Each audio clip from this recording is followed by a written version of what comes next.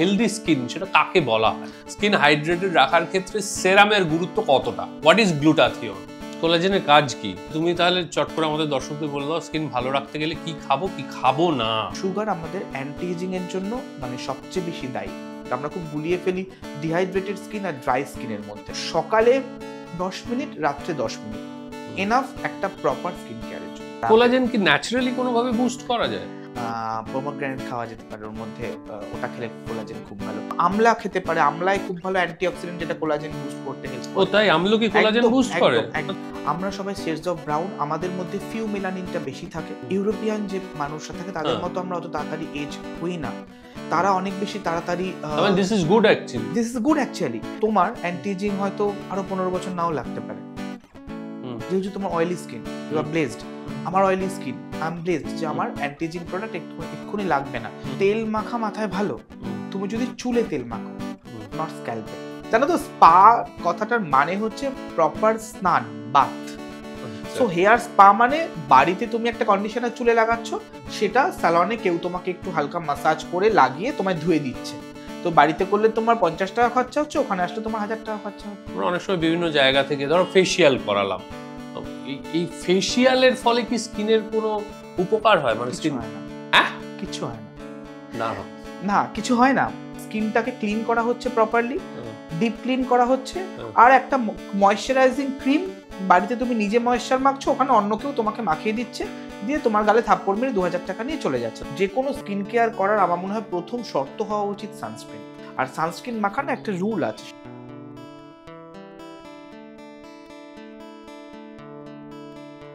Hello and welcome to time and tide podcast with Sourav. আজকে আমাদের এপিসোডের নাম ত্বকের যত্ন নিন। আমাদের বলা হয়ে থাকে যে পঞ্চ যে ইন্দ্রিয়, চক্ষু, কর্ণ, নাসিকা, জিহ্বা, ত্বক, তার মধ্যে সবচেয়ে বড় অংশ কভার করে আমাদের ত্বক, আমাদের স্পর্শেন্দ্রিয় বলা হয় যেটাকে। তো সময়ের সঙ্গে সঙ্গে সেই ত্বকের নানান রকম পরিবর্তন ঘটে। তবে আমরা তো প্রত্যেকেই চাই অক্ষয় যৌবন, চির যৌবন। আমাদের পুরাকালে আছে যে পুরু বলে যে রাজা ছিলেন, তিনি তার নিজের জরা দান করতে চেয়েছিলেন। সেই রকমই চির যুবক থাকার বা চির যুবতী থাকার প্রত্যেকের আমাদের ইচ্ছে, কিন্তু বয়সকে তো আটকে রাখা যায় না। বয়স নিজের তালে এগিয়ে চলে এবং তার বিভিন্ন চিহ্ন এঁকে দিতে থাকে আমাদের সারা শরীর জুড়ে। কিন্তু আমরা চাইলে আজকের যুগে বিজ্ঞান এমন একটা উন্নতি করেছে যে সেই বিষয়গুলোকে বেশ কিছুটা আমরা কন্ট্রোল করতে পারি। কিভাবে কন্ট্রোল করতে পারি তার জন্যেই আজকে আমাদের এই এপিসোড। এবং ত্বককে সাধারণভাবেও অল্প বয়সী ছেলেমেয়েরাও কিভাবে খুব ভালো রাখতে পারে, গ্ল্যামারাস রাখতে পারে, তার জন্য আজকে আমাদের এই এপিসোড। আজকে আমাদের অতিথি স্কিন ডায়নামিক্সের Sayantan Das. Sayantan, welcome to the show. আজকের এপিসোডটার নাম দিয়েছি ত্বকের যত্ন নিন, এবং ত্বক কী করে ভালো থাকে সেই বিষয়ে আমরা তোমার কাছ থেকে জেনে নেব। এবং আপনাদের জন্য একটা বিশেষ সারপ্রাইজ আছে, সেটা আমি প্রথমে রিভিল করি। আজকে এইটা আপনাদের জন্য। এটা কি? This is a gift hamper basically. Gift hamper কীভাবে পাবেন আপনি? আপনার এই এপিসোডটা দেখে কেমন লাগলো বা আমাদের গেস্ট বা স্পিকারকে কেমন লাগলো সেই সম্পর্কে আপনার সুচিন্তিত মতামত আপনারা কমেন্ট বক্সে জানাবেন। কমেন্ট অনেকে করেন আমাদের এপিসোডে, কিন্তু তাদের মধ্যে থেকে আমরা বেছে নেব যে 5 জনকে, অর্থাৎ যাদের কমেন্ট আমাদের সবচেয়ে বেশি ভালো লাগবে আমাদের এবং ওনার, তাদের কাছে আমরা এই গিফট হ্যাম্পারটা পৌঁছে দেবো। গিফট হ্যাম্পারটা পৌঁছে দেওয়ার কি ব্যবস্থা, কিভাবে সেটা হবে, সেটা ইনফরমেশন আপনারা আমাদের ফেসবুক পেজ থেকে পেয়ে যাবেন। খুব সিম্পল, যার কমেন্ট আমাদের পছন্দ হবে আমাদের ডিজিটাল টিম তার সঙ্গে যোগাযোগ করবে, তার কাছে এই গিফট হ্যাম্পারটা পৌঁছে যাবে। তিনি এই গিফট হ্যাম্পারটার একটা ছবি তুলে নিজের সোশ্যাল মিডিয়া ব্লেডে পোস্ট করবেন এবং আমাদের কোল্যাব করবেন। তার মাধ্যমেই তার কাছে এই সুন্দর গিফটটা পৌঁছে যাবে। আমার নিজেরই লোভ হচ্ছে, এর মধ্যে খুব ইন্টারেস্টিং জিনিস রয়েছে। এটা কি? এটা হচ্ছে একটা body mist for summer. Body mist hair serum. আমিও কমেন্ট করবো মনে হচ্ছে নিজের এপিসোডে। আর এটা কি? এটা lip therapy oil. Lip therapy oil, okay, thank you so much. দর্শকদের জন্য বলাবলিটা হয়ে গিয়েছে, এবার নিজেদের কথাগুলো বলতে আরম্ভ করি। Welcome to the show. প্রথমেই বলি, তোমার কোম্পানির নাম? আমার ব্র্যান্ডের নাম skin dynamics. Skin dynamics, very interesting name. এই নামটা তুমি কিভাবে ড্রাইভ করলে? নিজের দেওয়া না লোকের থেকে ধার করে দেওয়া? না, নিজের দেওয়া। নিজের দেওয়া, ওকে ওকে। তুমি স্কিন নিয়ে কি পড়াশোনা করেছো? দেখো আমার একাডেমিক ব্যাকগ্রাউন্ড একদম অন্যরকম ছিল। ওকে। 2016-17 অবধি। তো তারপর দেখলাম যে যেটা নিয়ে পড়াশোনা করে সেটাতে কিছু নেই, মানে চাকরি বাকরি কিছু নেই। আচ্ছা। হ্যাঁ, বা যেটুকু আছে সেটাতে আই এম নট স্যাটিসফাইড। বেশ। সো দ্যাট তখন এটার একটা ইন্টারেস্ট তো ছিলই, তখন আমি এটা নিয়ে পড়া শুরু করি। প্রথমে ফ্রম দিল্লি পিজিডিসি, দেন আমি ফেলোশিপ করি লন্ডন স্কুল অফ বিউটি থেকে কসমেটোলজিতে। ওকে। অ্যান্ড তারপর এই ব্র্যান্ডটা আমি শুরু করি। Great, how are you doing? Yeah, it's well. You are doing well. Yeah. Okay, তোমার ব্র্যান্ডের বয়স তার মানে বেসিক্যালি 3 বছর। 3 বছর, নতুন ব্র্যান্ড একেবারেই। আমরা তোমার ব্র্যান্ড সম্পর্কে কথা বলবো, তবে তার আগে আমরা ত্বক সম্পর্কে কিছু জিনিস জেনে নিই।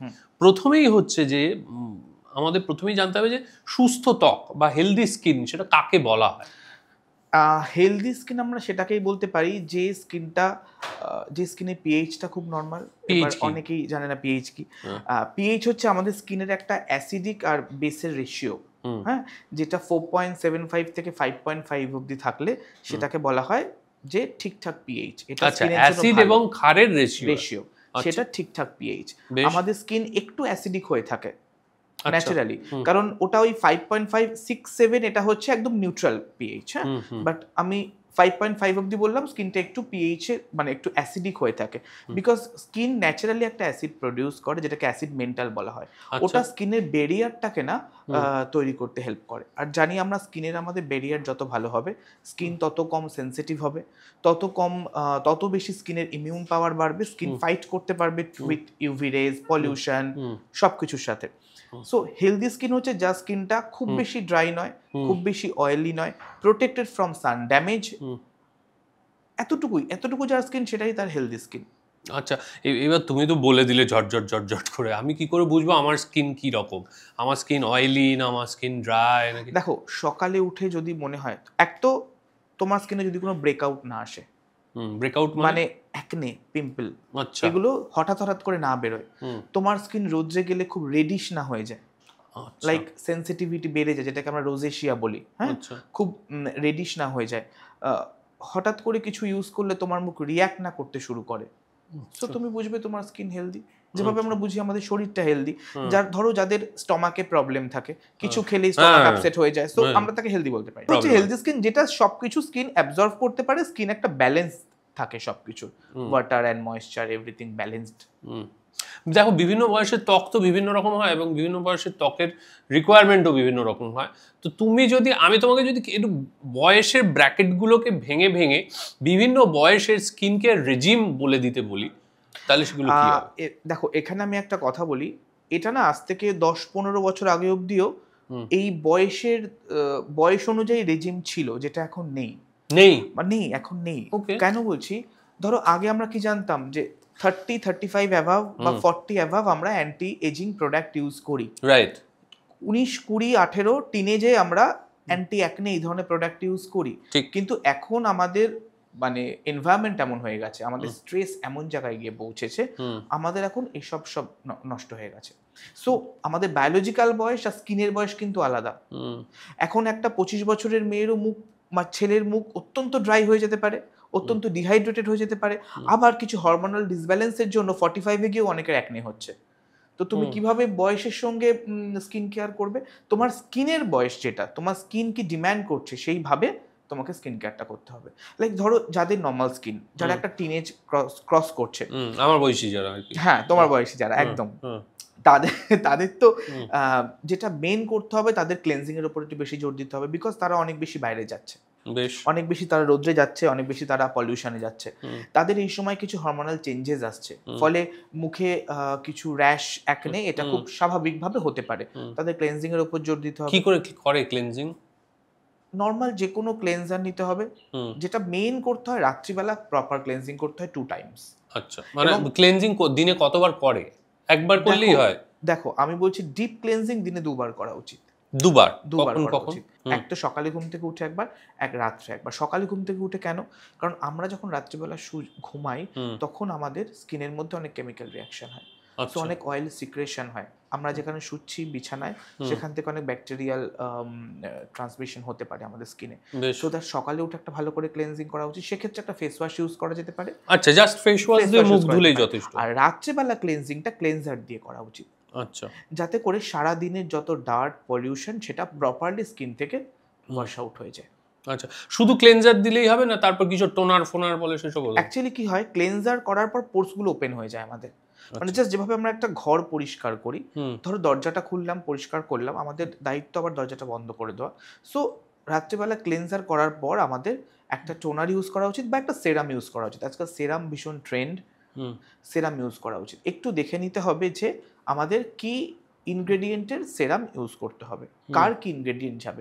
আমি যে এজ গ্রুপটার কথা বলছি, ইউজুয়ালি এদের একটু কম্বিনেশন টু অয়েলি স্কিন হয়, যদি তাই হয় তাহলে খুব ভালো সেরাম হচ্ছে, ইনগ্রেডিয়েন্ট হচ্ছে নায়াসিনামাইড। নায়াসিনামাইড ভীষণ ভালো, এবং তার সাথে যদি স্যালিসাইলিক অ্যাসিড মিক্স করা থাকে তাহলে কি হবে, মুখের ইনফ্ল্যামেশনগুলোকেও কমবে আর তার সাথে স্কিনটাকেও ব্যালেন্স রাখবে। যারা একটু মিড এজে রয়েছে না, এখানে আমি আরেকটা প্রশ্ন আছে আমার। এই যে তুমি বললে যে স্যালিসাইলিক অ্যাসিড ব্যবহার করবে, এই স্যালিসাইলিক অ্যাসিড কি সবাই ব্যবহার করে? স্যালিসাইলিক অ্যাসিড ব্যবহার করলে অনেক সময় মুখ ড্রাই হয়ে যায় না? আমি বলছি স্যালিসাইলিক অ্যাসিড তারাই ইউজ করবে যাদের মুখে কোনো ইনফ্ল্যামেশন রয়েছে বা ইনফেকশন রয়েছে। স্যালিসাইলিক অ্যাসিড সেটাকে মিনিমাইজ করে। আর যাদের নেই তারা ইউজ করবে না, তারা অনলি নিয়াসিনামাইড ইউজ করুক, তারা হাইয়ালুরনিক অ্যাসিড ইউজ করুক। আচ্ছা, হাইয়ালুরনিক অ্যাসিড কি করে, আমাদের ওয়াটার মলিকিউলগুলোকে খুব বেশিক্ষণ হোল্ড করে রাখতে হেল্প করে। সো হাইয়ালুরনিক অ্যাসিড যাদের মুখটা অতটা অয়েলি নয় বা ডিহাইড্রেটেড, আমরা খুব গুলিয়ে ফেলি ডিহাইড্রেটেড স্কিন আর ড্রাই স্কিনের মধ্যে। ডিহাইড্রেটেড স্কিন যারা, তারা হাইয়ালুরনিক অ্যাসিড ইউজ করবে, এর থেকে ভালো আর কিছু হতে পারে না। আজকাল আমরা প্রচুর অনেক, মানে যেহেতু ইনস্টাগ্রামে এই টিনেজ সবাই ভীষণ অ্যাক্টিভ, আমরা ভীষণ স্নেল মিউসিন হ্যান ত্যান এসবের পেছনে দৌড়াই, বাট হাইয়ালুরনিক অ্যাসিডের মতন ভালো ময়েশ্চার দেবে এটা আর কিছু নেই। সো হাইয়ালুরনিক অ্যাসিড ইউজ করা ইজ ভেরি সেফ। আচ্ছা, দেখে নিতে হবে যে কোন ময়েশ্চারাইজারের মধ্যে এই হাইয়ালুরনিক অ্যাসিডটা রয়েছে। এবার তার পরের ফেজে কি, মিড এজ যেটা, তাদের আস্তে আস্তে কিছু প্রবলেম আসতে শুরু করে, কি না স্কিনটা একটু ডাল হয়ে যেতে শুরু করে। ধরো আমি বলছি 30 to 40 ইউজুয়ালি ডাল হয়ে যেতে শুরু করে, কখনো কখনো স্কিনটা একটু লুজ হতে শুরু করে, একটা আধটা দাগছোপা আসতে শুরু করে। এই ধরনের স্কিনে সবচেয়ে ভালো ভিটামিন সি একদম সেরাম, যেটা সকালে ইউজ করা উচিত। মানে ঘুম থেকে উঠে মুখটা ফেস ওয়াশ দিয়ে ধোয়ার পর ওটা ভিটামিন সি ইউজ করা উচিত বেশ। এবং রাত্রিবেলায় এই নাইট কেয়ারটা হওয়া উচিত, সেটা হচ্ছে a serum with glutathione is very powerful antioxidant. আচ্ছা, যেটা আমাদের স্কিনের মেলানিন সিক্রেশনটাকে কম করে, এবং আমাদের মেলানিনের দুটো পার্ট আছে, একটা ডার্কার পার্ট একটা লাইটার পার্ট। সো ওই ডার্কার পার্টটাকে কম করে লাইটার পার্টটাকে সিক্রেশন করতে হেল্প করে। মেলানিনের দুটো পার্ট, একটা ডার্কার একটা লাইটার, একটা ফিউ মেলানিন একটা ইউ মেলানিন। আচ্ছা, সো দুটো পার্ট আছে। রোদ্দুরে গেলে কোনটা বেশি হয়? রোদ্রে গেলে আমাদের এখানকার স্কিনে ইউ মেলানিনটা বেশি সিক্রেশন হয়, সো দ্যাট আমরা we got tan very easily. But এটা ভালো, এটা ভালো বিকজ এটা ইউভি ফিল্টারটাকে প্রোটেক্ট করার জন্যই এটা বেশি করে সিক্রেশন হয়। ওকে, হ্যাঁ, বেশ। তো গ্লুটাথিয়ন সেরাম ইউজ করা যেতে পারে। আলফা বিউটিন একটা ইনগ্রেডিয়েন্ট আছে আমাদের। আমরা জানি যে অনেক মানুষই আমাদের এইখানে বিশেষ করে দাগ ছোপ তুলে মুখটা রাতারাতি ফর্সা হওয়ার জন্য একটা খুব বাজে কিছু স্টেরয়েড ইউজ করে। তার মধ্যে কিছু ইনগ্রেডিয়েন্ট আছে যেগুলো ড্রাগ থেকে তারপরেও সেগুলো তার কিছু বাই প্রোডাক্ট ইউজ হয়। বাট আলফা বিউটিন হচ্ছে খুব ভালো একটা ইনগ্রেডিয়েন্ট, যেটা স্কিনকে ন্যাচারালি ফেয়ার করতে হেল্প করে। আলফা বিউটিন পাওয়া যায় বিয়ারবেরি থেকে, বিয়ারবেরি এক্সট্র্যাক্ট থেকে। আচ্ছা, সো আলফা বিউটিন যুক্ত সেরাম যদি কেউ ইউজ করে এই এজ গ্রুপটায়, তার স্কিনটা মোটামুটি ভালো থাকবে না। অবশ্যই তার সাথে moisturiser followed by a moisturiser অবশ্যই। আচ্ছা, এবার তারপরের সেগমেন্টটা, তারপরের যে গ্রুপটা যারা মোটামুটি 50-55, একটা তো এজিং প্রসেস তাদের শুরু হয়ে যায় অনেক ক্ষেত্রেই। ইন দ্যাট কেস আমি বলবো যে তারা সকালবেলা ভিটামিন সিটা ইউজ করবে, again it's a very good antioxidant. রাত্রেবেলা তারা যদি এই ধরনের ইনগ্রেডিয়েন্ট ইউজ করে, রেটিনল আর কপার পেপটাইড খুব পাওয়ারফুল একটা ইনগ্রেডিয়েন্ট, যেটা স্কিনে অ্যান্টি এজিং মানে কোলাজেন প্রোডাকশনে খুব হেল্প করে। কোলাজেন বাইরে থেকে ওরকম ভাবে দিয়ে দেওয়া যায় না, কোলাজেন তো একটা স্ট্রাকচারাল প্রোটিন, এটা স্কিনের ভেতর ন্যাচারালি প্রডিউস হয়। আজকাল প্রচুর কোলাজেন শর্টস, কোলাজেন ড্রিঙ্ক এগুলো পাওয়া যায়, বাট ওগুলো খুব একটা এফেক্টিভ নয়। কোলাজেন স্কিন তৈরি করে। কোলাজেনের কাজ কি? স্কিনে ইলাস্টিন ফাইবারগুলোকে ধরে রাখা। আচ্ছা, ধরো একটা বাড়িতে ইট গাঁথা হচ্ছে, সিমেন্টটা হচ্ছে কোলাজেন। আচ্ছা হ্যাঁ, সো এটা হচ্ছে কোলাজেন। কোলাজেন বাইরে থেকে ইনজেক্ট করা যায় না, বা কোলাজেন বাইরে থেকে ইনফিউজ করা যায় না। তাহলে কি বলে কোলাজেন বুস্টার তৈরি হয়, মানে এমন কিছু ইনগ্রেডিয়েন্ট দেওয়া হয় যেটা কোলাজেনটা তোমার বাড়াতে সাহায্য করে, কোলাজেন প্রোডাকশনটাকে ফাস্ট করে দেয়। আর বয়সের সঙ্গে সঙ্গে কি কোলাজেন প্রোডাকশন কমে যায়? একদম বয়সের সাথে সাথে কোলাজেন প্রোডাকশন কমে যায়, কারণ তোমার বডি সিস্টেমটা স্লো হচ্ছে। একটা 15 বছরের মানুষের অর্গানগুলো যতটা ফাস্টার চলবে, একটা 55-এ ততটা চলবে না, তো ন্যাচারালি স্লো হয়ে যায়। তার সাথে আমাদের লাইফস্টাইল তো আছেই, খুব ভুলভাল একটা লাইফস্টাইল আমরা অলওয়েজ লিড করি। তো কোলাজেনটাকে ঠিক করে কপার পেপটাইড ভীষণ ভালো ইনগ্রেডিয়েন্ট, যেটা কোলাজেন বুস্টে খুব হেল্প করে। আচ্ছা, সো কোনো প্রোডাক্টের গায়ে যদি লেখা থাকে যে এটার মধ্যে কোলাজেন রয়েছে, সেটা খুব মিথ, সেটা একদম ঠিক নয়। কোলাজেন ওরকম ভাবে দেওয়া যায় না। কোলাজেন এমন কিছু ইনগ্রেডিয়েন্ট দেওয়া যায় যেটা কোলাজেনটাকে বুস্ট করবে, কোলাজেনটাকে বাড়াবে। কোলাজেন কি ন্যাচারালি কোনো ভাবে বুস্ট করা যায়? দেখো, ন্যাচারাল ফুড সোর্সের মধ্যে তো করা যায়, সেটা হচ্ছে পমোগ্রানেট খাওয়া যেতে পারে, ওর মধ্যে ওটা খেলে কোলাজেন খুব ভালো। আমরা এখানে পাই না আর একটা জিনিস, সেটা হচ্ছে ক্যাভিয়ার, যেটাতে খুব প্রচুর কস্টলি, একদমই তাই এবং ঠিকঠাক ক্যাভিয়ার, এটা এখানে পাওয়াও খুব একটা যায় না, ইম্পসিবল। ক্যাভিয়ারে খুব ভালো কোলাজেন বুস্ট হয়। এছাড়া যে কোনো মানে আমি বলবো সাধারণ মানুষের কোনো খাবার আছে, চিকেন ব্রথ খুব ভালো কোলাজেন বুস্ট করে। বেরিজ, আমি বলছি না ব্লুবেরিজ বা ওগুলো কস্টলি, সবাই কিনে খেতে পারে। স্ট্রবেরি ইজিলি অ্যাভেলেবেল আমাদের ইন্ডিয়া, এখানে আমলা খেতে পারে, আমলায় খুব ভালো অ্যান্টিঅক্সিডেন্ট, যেটা কোলাজেন বুস্ট করতে হেল্প করে। ও তাই, আমলকি কোলাজেন বুস্ট করে? আচ্ছা, ওর মধ্যে প্রচুর অ্যান্টিঅক্সিডেন্ট রয়েছে। সো এইগুলো যদি খাওয়ার মধ্যে একটু রাখা যায়, তাহলে কি হয়, এগুলো এজিং প্রসেসটাকে স্লো করে।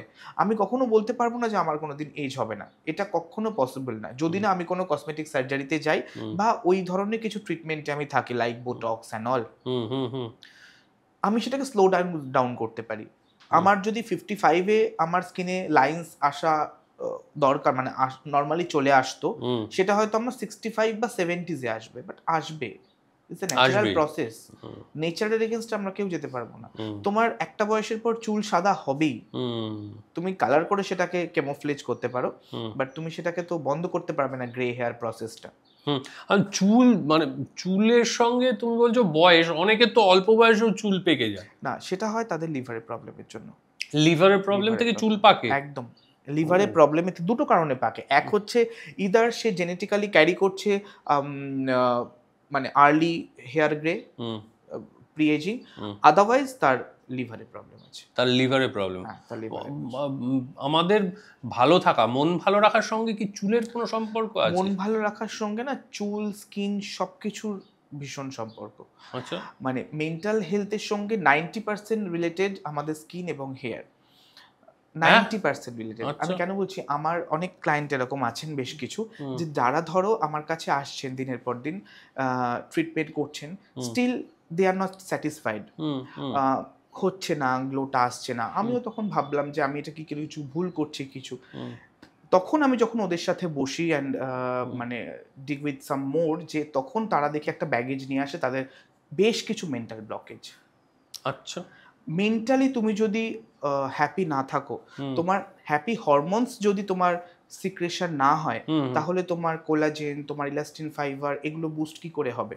আমরা জানি ডোপামাইন একটা আমাদের রিওয়ার্ড হরমোন বলে জানি, এটা যদি তোমার সিক্রেশন প্রপারলি না হয়, তোমার যদি অক্সিটোসিন প্রপারলি সিক্রেশন না হয়, তাহলে তো তোমার হ্যাপি হরমোন সিক্রেশন না হলে তোমার কোনোদিনই তুমি স্যাটিসফাই হবে না। সো যতক্ষণ তোমার তুমি মেন্টালি, আমার যতই বলি সবাইকে যে হ্যাপি থাকুন, আমাদের কারোর পক্ষেই পসিবল না সবসময় হ্যাপি থাকা, প্রত্যেকেরই প্রবলেম আছে। বাট দ্য থিং ইজ কি, যে আমাদের জানতে হবে কিভাবে আমরা স্ট্রেসটাকে ম্যানেজ করব। একটু মেডিটেশন করা, প্রপারলি লাইফস্টাইলটা লিড করা। হ্যাপিনেস তো একটা স্টেট অফ মাইন্ড, আর কিছুই না। আমি যদি মনে করি আমি হ্যাপি থাকবো, আমি থাকতে পারবো। তো সেই রকমভাবে নিজেকে একটু চলা করা, অ্যান্ড কিছু ভালো মানুষের সঙ্গে মেশা, যেখান থেকে আমি কিছু পজিটিভ এনার্জি নিতে পারি। আমাদের সারাউন্ডিংসটা যদি খারাপ হয়, অনেক সময় বলা হয় যে ওয়ার্কআউট করলেও কি ডোপামিন সিক্রেশন বাড়ে? একদম বাড়ে। প্রপারলি ওয়ার্কআউট, যোগা স্পেশালি, তার সাথে মেডিটেশন, প্রাণায়াম, এগুলো যদি করা হয় তাহলে আমাদের হ্যাপি হরমোনগুলো খুব বেশি সিক্রেশন হয়। অ্যান্ড তার সাথে তোমার সারাউন্ডিংসটা, তুমি যাদের সাথে মিশছো, সেখান থেকে তুমি অনেক পজিটিভ এনার্জি পেতে পারো। তুমি বলছিলে যে তোমরা যে মানে তোমরা যে কাজটা করো সেটার নাম বলা হয় কসমোটোলজি, অনেক সময় এস্থেটিক কসমোটোলজিও বলা হয়। তো তুমি আমাকে বলো যে যদি তোমাকে প্রশ্ন করি, বেসিক বিউটি ট্রিটমেন্ট, যেমন প্রচুর মানুষ আছেন যারা বেসিক বিউটি ট্রিটমেন্টস করেন।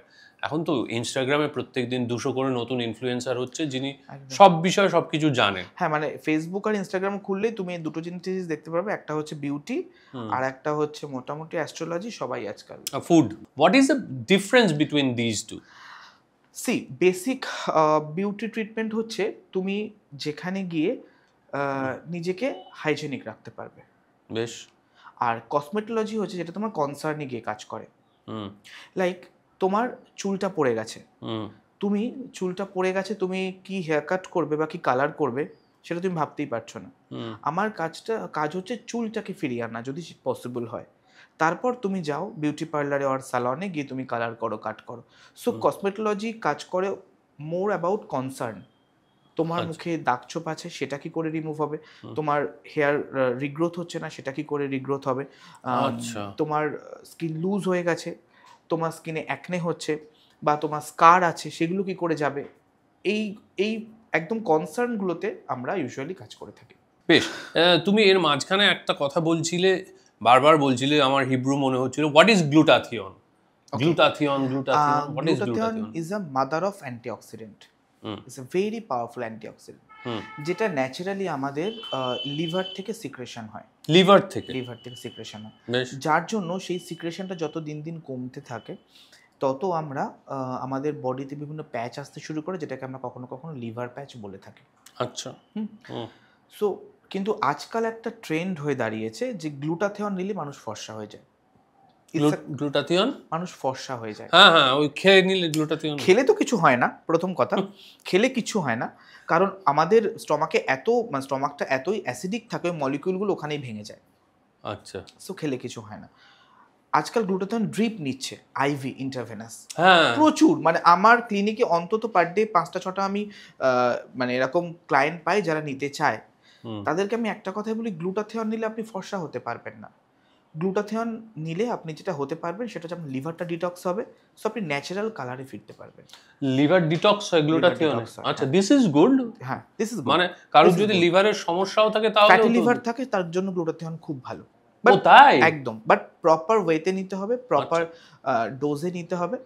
কিন্তু এবার কি করে, যখনই তোমার লিভারটা ডিটক্স হচ্ছে ডে বাই ডে, তুমি দেখবে যে আস্তে আস্তে তোমার বডিটা অনেক বেশি ব্রাইট হচ্ছে। It's safe. এটা অনেকেই নিচ্ছে, আমাদের বলিউড এবং টলিউডে প্রচুর লোকজন নিয়েছে, এবং অনেক মডেলসরা আছে যারা আমার কাছে এসে নেয়। কিন্তু তোমাকে দেখতে হবে যে তুমি এটা কেন নেবে। আননেসেসারি, তোমার যদি এটা প্রয়োজন না থাকে, তোমার এটা প্রফেশনে না লাগে, তাহলে তুমি এটা কেন নেবে? সো আমরা সবাই শেডস অফ ব্রাউন, ঠিক আছে? আমরা সবাই শেডস অফ ব্রাউন, আমাদের মধ্যে ফিউ মেলানিনটা বেশি থাকে। So we don't as like a Caucasian. European যে মানুষরা থাকে তাদের মতো আমরা অত তাড়াতাড়ি এজ হই না, তারা অনেক বেশি তাড়াতাড়ি। This is good actually. তাদের মধ্যে অনেক বেশি রিঙ্কল চলে আসে তাড়াতাড়ি, তাদের অনেক বেশি ফ্রেকলস চলে আসে তাড়াতাড়ি, বিকজ তাদের মধ্যে ফিউ মেলানিনটা বেশি থাকে বলে, which is lighter on shade. আমি বলছিলাম মেলানিনের দুটো পার্ট আছে, ফিউ মেলানিন আর ইউ মেলানিন। আমাদের মধ্যে ইউ মেলানিনটা বেশি থাকে, সো দ্যাট যখনই আমরা রোদ্রে বেরোই বা ওই সান কন্ট্যাক্টে আসি, তখনই আমাদের মেলানিন সিক্রেশনটা শুরু হয়ে আমাদের একটা ট্যান ফেলে দেয়, বিকজ অফ যাতে ইউভি রেজ গুলো প্রোটেক্ট করতে পারে। So it's actually good. কিন্তু সেটাই লোকজন আটকাতে চায়, আটকে ফর্সাটা হচ্ছে। মানে এটা টোটালি করা উচিত না, একদমই উচিত না। আমার ইনার কোনো প্রবলেম থাকলো সেটা আমি গ্লুটাথিয়ন দিয়ে ঠিক করালাম, আমার স্কিন ডাল সেটা আমি ঠিক করাতে না, তার মানে তো তুমি বলছো যে গ্লুটাথিয়ন দিয়ে বেসিক্যালি তুমি তোমার ন্যাচারাল কালারে ফিরতে পারবো, বাট ন্যাচারাল কমপ্লেক্সনে আজকাল ফিরতে পারবে। গ্লুটাথিয়ন নিয়ে মার্কেটিংটা যেভাবে হচ্ছে যে তুমি আসলে তোমাকে দারুণ ফর্সা করে দেওয়া হবে, which is completely wrong. না, তুমি তাহলে বলো, আমি কিন্তু এমন মানুষকেও দেখেছি যার সম্পূর্ণ কমপ্লেক্সনটা ছোটবেলা থেকে একসঙ্গে বড় হয়েছে, একরকম ছিল, হঠাৎ, বা এটা বিশেষত ধরো গ্ল্যামার ইন্ডাস্ট্রিতে ভীষণ হয়, তারা হঠাৎ করে ধরো 3-4 শেড ফর্সা হয়ে যাচ্ছে। Melanin treatment. কি মেলানিন ট্রিটমেন্ট? মেলানিন ট্রিটমেন্টটা কি? Melanin different. সেটা কি? মানে সেটা ওই যে আমাদের মধ্যে যে মেলানিন সিক্রেশনটা হচ্ছে, সেই একটা মেলানিনের সিক্রেশনকে কম করে আর একটা মেলানিন সিক্রেশন বাড়ায়, এটা that is a different treatment. Is it possible? সেটা মেলানিন ট্রিটমেন্ট, বাট সেটাও তোমাকে দেখে নিতে হবে যে সেটা কতটা তোমার জন্য প্রয়োজন। না, দেখো, ফর্সা হওয়াটা ইজ জাস্ট আ পারসেপশন। একদমই তাই। আমার মানে আমি বলছি, আমার কাছে এমনও ফোন আসে যে আমি গ্লুটাথিয়ন নিতে চাই বিকজ আমার গায়ের রং কালো বলে আমার বিয়ে হচ্ছে না, মানে আমরা এখনো ওখানে পড়ে আছি, এটা 2025। বাট এইসব ওই কেসগুলোতে আমার মনে হয় এগুলোকে ইয়ে করা একদম উচিত না। মানে কিন্তু সত্যি কি মেলানিন ব্লক করে ফর্সা করে দেওয়া যায়? মেলানিন ব্লক করে না, মানে ওই অন্য মেলানিনটাকে বাড়িয়ে দিই, কিন্তু সেটা কি হার্মফুল না? মানে ধরো আমাদের এখানে সেটা খুব কম হয়, খুব কম জায়গায় হয়, কলকাতায় প্রায় হয় না কোথাও, বম্বেতে হলে 2-1টা জায়গায় হয়, বিদেশে এটা বহুদিন ধরে হচ্ছে, খুব সাকসেসফুল। না, আমি তোমার কথাটা রেস ধরেই বলি, ধরো তুমি নিজেই বারবার যেটা বলছো যে এই মেলানিনটা আমাদের ত্বকে যখনই সিক্রেশন হয় ওই ইউভিটাকে প্রোটেক্ট করে, আল্ট্রাভায়োলেট রেটাকে প্রোটেক্ট করে, বিকজ অফ মেলানিন আমাদের মানে ক্যান্সারের চান্স অনেক কম। এক্স্যাক্টলি। তাহলে আমি যদি উল্টোটা করি, ব্লক করি করে, আমি তোমার স্কিন অনেক বেশি সেনসিটিভ হয়ে যাবে, তোমার স্কিন অনেক বেশি ক্যান্সার প্রোন হয়ে যাবে, যাবেই, কিছু করার নেই, যাবেই। তার মানে এই অবসেশনটার বেসিক্যালি খুব একটা মানে হয় না, কোনো ভ্যালু নেই। বরং তার চেয়ে হেলদি করার জন্য লিভার ডিটক্সের মাধ্যমে, একদম তাই, বা তুমি অনেক বেশি গ্লোয়িং হও, তুমি তোমার স্কিনটা অনেক বেশি চকচকে হোক রাদার দ্যান ফর্সা হোক। সেটা কিভাবে সম্ভব? দেখো, সেটা গ্লোয়িং স্কিন পেতে গেলে 2-3টে জিনিস মাথায় রাখতে হবে। এক হচ্ছে প্রপার হাইড্রেটেড থাকতে হবে ইনসাইড অ্যান্ড আউট। আচ্ছা, ইনসাইড অ্যান্ড আউট। আচ্ছা, হ্যাঁ, আমাদের স্কিনে একটা প্যারামিটার আছে TEWL বলে, ট্রান্স এপিডার্মাল ওয়াটার লস। বেশ, এই প্যারামিটারটায় আমরা দেখি কার স্কিন কতটা হাইড্রেটেড, কতটা ডিহাইড্রেটেড। এমনও হয় যে সারাদিনে প্রচুর জল খাচ্ছে, 3 লিটার 4 লিটার জল খাচ্ছে, তারপরেও তার স্কিন ডিহাইড্রেটেড। কেন? তার সেলগুলো প্রপারলি ওয়াটার অ্যাবজর্ব করতে পারছে না। আচ্ছা, ইন দ্যাট কেস আমরা বলি সকালবেলা ফার্স্ট গ্লাস অফ ওয়াটার যেটা খাবেন তার মধ্যে 1 পিঞ্চ অফ পিঙ্ক সল্ট দিয়ে খান। পিঙ্ক সল্ট ভীষণ ভালো ওয়াটার অ্যাবজর্ব করতে হেল্প করে। তাহলে তুমি সারাদিনে 4 লিটার নাকি 3 লিটারও যদি জল খাও, সেটা প্রপারলি সেলগুলোতে পৌঁছাবে। ওটা সকালে পিঙ্ক সল্ট দিয়ে খাও? পিঙ্ক সল্ট দিয়ে, জাস্ট নরমাল ওয়াটার, কত? এইটুকু পিঞ্চ অফ, ওকে, ফার্স্ট, আর সারাদিন খেতে হবে না।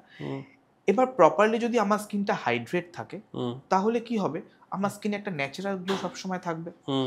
আর একটা জিনিস যেটা important for all ages throughout the year, আমি ভেতরে আছি, বাইরে আছি, শীত গ্রীষ্ম বর্ষা, that is sunscreen. Sunscreen is very important. মানে সানস্ক্রিন মানে যে কোনো স্কিন কেয়ার করার আমার মনে হয় প্রথম শর্ত হওয়া উচিত সানস্ক্রিন। প্রথম শর্ত হওয়া উচিত সানস্ক্রিন। তুমি এই যে এত সুন্দর সেটটায় আমরা বসে আছি, বা তুমি একটা খুব সুন্দর বাড়ি করেছো, বাট তোমার লকিং সিস্টেমটা ইজ ভেরি পোর, তো মানুষজন ঢুকে চুরি করে ভেঙে দিয়ে চলে যাবে। তো তুমি সারাদিন যাই স্কিন কেয়ার করো কি না করো, তুমি যদি সেটাকে প্রোটেক্ট না করতে পারো তাহলে তো সেটার করার কি মানে? তো you have to use sunscreen daily, repeatedly. কতক্ষণ পর পর? At least 2 to 3 hours. আর ওই 100-150 SPF এ যাওয়ার কোনো প্রয়োজন নেই, কোনো প্রয়োজন নেই। এটাতে আমি আসতাম, হোয়াট ইজ SPF বলো তো?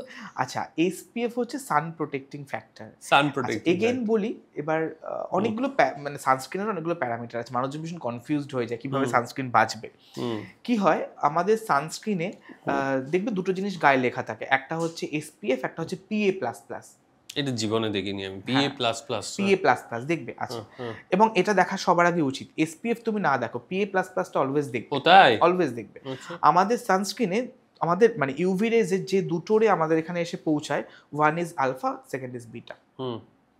সো এই ইউভি বিটা হচ্ছে, এটার ওয়েভলেন্থ অনেক শর্ট, আচ্ছা, এটা আমাদের স্কিনে জাস্ট ট্যান ফেলে দেয়, বেশ এটাকে প্রোটেক্ট করে এসপিএফ, বেশ ইউভিবি কে। সো এটা 30-40 হলে আমাদের এই ওয়েদারের জন্য এনাফ।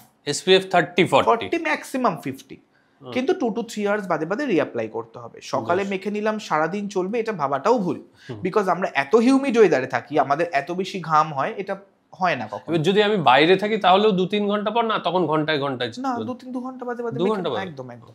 আর ইউভিএ যেটার wavelength is much longer than UVB, ওটা আমাদের স্কিনে কি করে, সান ড্যামেজ করে, লাইক আমাদের ডিএনএ ড্যামেজ করে, আমাদের স্কিনে এজিং ফেলে দেয়। আচ্ছা, খুব তাড়াতাড়ি আমাদের স্কিনটা এজেড হয়ে যায়, আমাদের স্কিনটা মানে আমাদের স্কিনে কোলাজেন গুলো ব্রেক করে দেয়। তো এটাকে ক্যাটার করে হচ্ছে PA++, প্রোটেকশন বা প্রোটেক্টিং ফ্যাক্টর অফ ইউভিএ। এবং এই PA++ যত বেশি থাকবে তত বেশি ইউভিএ থেকে আমরা স্কিনটাকে বাঁচাতে পারবো। এবার ধরো কোনোদিন রোদ্দুর উঠলো না, বাইরে মেঘলা রয়েছে, আমার ইউভিবি অতটা আসছে না আমার, কিন্তু ইউভিএ ইকুয়ালি আসছে, তোমার স্কিনে যা ক্ষতি করার করছে। আর একটা জিনিস হয়, সেটা হচ্ছে এই যে আমরা এখানে বসে আছি, এত আলো রয়েছে, বা আমরা মোবাইল বা ল্যাপটপে বসে থাকি, প্রচুর ব্লু লাইট সিক্রেশন হয় ওখান থেকে, ইনফ্রারেড অ্যান্ড ব্লু লাইট, তো সেটাও প্রোটেক্ট করে কিন্তু PA++। সো দ্যাট আমরা যখন সানস্ক্রিন কিনবো বা বাঁচবো, আমরা অলওয়েজ দেখবো যে ওর গায়ে যেন লেখা থাকে ব্রড স্পেকট্রাম, মানে যেটা ইউভিএ, ইউভিবি আর ব্লু লাইট সবটাকে প্রোটেক্ট করে। Broad spectrum. বেশ বেশ বেশ। সো এইভাবে আমার মনে হয় সানস্ক্রিনটা সবার রেগুলার মাখা উচিত, মানে আর কিছু করো আর না করো। আর সানস্ক্রিন মাখানো একটা রুল আছে, সেটা হচ্ছে যে আমি ধরো একটু হাতের মধ্যে নিয়ে মেখে ফেললাম, তাতে আমার কিছু হবে না। সানস্ক্রিন মাখতে গেলে, সানস্ক্রিন যখন মাখবে 2 ফিঙ্গার একটা রুল আছে সানস্ক্রিন মাখার। আচ্ছা, সেটা কি রকম? 2 ফিঙ্গারে আমি সানস্ক্রিন নেব, নিয়ে সেটা মুখের জন্য মাখবো, শুধু মুখে, equally 2 finger for neck, 2 finger for hand and both hand. Okay, তবে গিয়ে সেটা প্রপারলি তোমায় প্রোটেক্ট করবে। এবার তুমি তাহলে বলো যে শুধু ব্রড স্পেকট্রাম দেখলেই হয়ে যাবে, মানে তখন আমাকে না, ব্রড স্পেকট্রাম মানে এর মাপ আর PA না দেখলেও হবে, কিন্তু ব্রড স্পেকট্রাম মানে এটা বাকি প্যারামিটার গুলোকে ঠিকঠাক রেখেই ব্রড স্পেকট্রাম করা হয়। মানে PA++ এর কি কোনো মাপ দেখতে হয়, কত কত আছে? দেখো, যেমন ধরো PA++ একটা থাকে, আর একটা থাকে PA++++। আচ্ছা, সো তুমি যখন কোনো কোস্টাল এরিয়ায় যাবে, যেখানে সূর্যের আলোটা রিফ্লেকশন অনেক বেশি হবে, এক তো ডিরেক্ট রিফ্লেক্ট করছে, ধরো তুমি কোনো বিচ সাইডে গেছো, জল থেকে একটা রিফ্লেক্ট করছে, সো দ্যাট তখন ওই প্লাস মানে 4+ যেটা, সেটা অনেক বেশি প্রোটেক্ট করবে তোমাকে। বাট তুমি নর্মাল ইউজুয়ালি ডেতে তুমি PA++ ইজ এনাফ আমাদের এখানের জন্য। এবার আমার মতো যে সমস্ত মানুষ বা এখন ইনফ্লুয়েন্সাররাও, তাদের ক্ষেত্রে তারা তো মেকআপ করেন, হ্যাঁ, তারা মেকআপ করে আমাকে বাইরে শুটিং করতে হবে, এবার আমি সানস্ক্রিনটা লাগাবো কি করে? না, এইবারে তোমাকে বলছি, তুমি সানস্ক্রিন মাখলে, তুমি মেকআপ করলে, আজকাল দেখবে যে একটু ভালো ব্র্যান্ডের প্রত্যেকটা মেকআপের ফাউন্ডেশনেই SPF অ্যাড করা থাকে। সেই জাতীয় একটা তুমি মেকআপ বেছে নাও। আমরা যে পাউডারটা ইউজ করি তার মধ্যেও SPF অ্যাড করা থাকে, তুমি সেই জাতীয় একটা বেছে নাও, যাতে করে তুমি যখন সেটা মাঝে মাঝে পাফ করছো, সেই প্রোটেকশনটা তোমায় দিচ্ছে। আচ্ছা আচ্ছা, এইগুলোর নাম আমি এপিসোড শেষ হয়ে যাক তোমার থেকে আলাদা করে জেনে নেবো যে কোন পাউডারটা কিনতে হবে, কারণ এটা আমাদের সত্যি সমস্যা হয়। আমাদের হয়তো বাইরের শুটিং করতে হচ্ছে, মানে রোদ্দুর, মানে টপ সান, তোমাদের ইনডোরেও যখন করতে হয় এত লাইটের মধ্যে করতে হয় না, লাইটটা তবু এখন ধরো এসি ফ্লোর হওয়ার ফলে ওই লেভেল অফ হিটটা নিতে হয়, কিন্তু বাইরে শুটিং হলে তো কিছু করার নেই। ধরো মার্চ এপ্রিল মাসে যখন বাইরে সারাদিন শুটিং হয়, তখন ওই টপ সানের নিচে তার মধ্যে রিফ্লেক্টার মারছে, সে তো জ্বালিয়ে দিচ্ছে, সেই সময় স্কিন ভালো রাখা সিমস। আর একটা কি, যখন তোমার মুখে মেকআপ করা থাকবে, তুমি তার মধ্যে সানস্ক্রিন ইউজ করতে পারবে না, রাইট? সো তুমি রিঅ্যাপ্লাই করতে পারছো না, এটা একটা প্রবলেম। তখন ওই জাতীয় দেখে নিতে হবে যে ইদার সেটিং স্প্রেটার মধ্যে SPF থাকতে হবে, বা ফিক্সার যে স্প্রেটা ইউজ করা হয় তার মধ্যে SPF থাকতে হবে, বা পাউডারটার মধ্যে SPF। আর ধরো এইবার এই সারাটা দিন আমি রোদ্দুরে শুটিং করলাম, এইগুলো করলাম, তারপর প্যাকআপ হয়ে গেল, বাট যারা অনেকে বাইরে কাজ করেনও, প্রচুর মানুষকে রাস্তায় কাজ করতে হয়, রোদ্দুরের মধ্যেই কাজ করতে হয়, তারা সেদিন বাড়ি গিয়ে কোনো স্পেশাল কিছু করবেন কি, যাতে তাদের রোজ যদি কেউ একটা যত্নে থাকে না, তাকে আলাদা করে স্পেশাল কিছু করার দরকার নেই। বাড়িতে এসে স্কিনটা খুব প্রপার ক্লিন করবে, 2 টাইমস ক্লিন করবে, করার পর একটা লাইট ময়েশ্চারাইজার আর সেরাম ইউজ করবে, যেটা তার স্কিনে রাত্রে যখন সে ঘুমাবে স্কিনটাকে রিপেয়ার করবে। আচ্ছা, আমাদের যত দিন যাচ্ছে পলিউশন বাড়ছে, একদম বাড়ছে। পলিউশনের সঙ্গে স্কিনের কোনো সম্পর্ক? ভীষণ সম্পর্ক। তুমি যত বেশি আমাদের মানে কি হচ্ছে, পলিউশন বাড়ছে মানে আমাদের চারপাশের এয়ারটা ভীষণ পলিউটেড হয়ে যাচ্ছে। সো আমাদের স্কিনে তুমি দেখবে মাঝে মধ্যেই আমরা ভীষণ ব্ল্যাক হেডস দেখতে পাই বিকজ অফ কার্বন অ্যাট্রাকশন, এগুলো হয়ে থাকে। মাঝে মধ্যে ছোট ছোট র্যাশ হয়ে যায়, স্কিনটা ভীষণ সেন্সিটিভ হয়ে যায়। মানে ধরো কিরকম, আজকে তুমি সকালে ঘুম থেকে উঠে দেখছো স্কিনটা খুব ভালো আছে, হঠাৎ করে দেখলে স্কিনটা খুব ডাল লাগছে, হঠাৎ করে, মানে কোনো কারণ নেই, তুমি সব ঠিকঠাক রুটিনের মধ্যে দিয়ে যাচ্ছ। এগুলো বিকজ অফ পলিউশনের এফেক্ট। তো পলিউশনের থেকে স্কিনকে বাঁচাতে গেলে ওই প্রথম তো বললাম সানস্ক্রিন, সেটা করতেই হবে। আর সেকেন্ড যেটা করতে হবে সেটা হচ্ছে properly cleansing. Cleansing is very important. বুঝতে পেরেছি।